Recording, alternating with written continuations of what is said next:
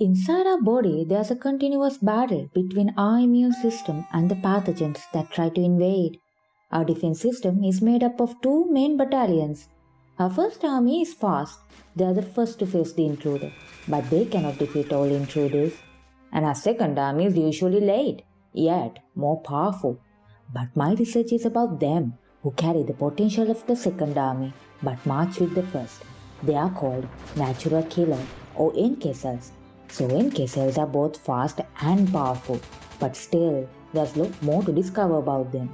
In my research, I am going to further study these cells using zebrafish, because zebrafish defense system is similar to ours.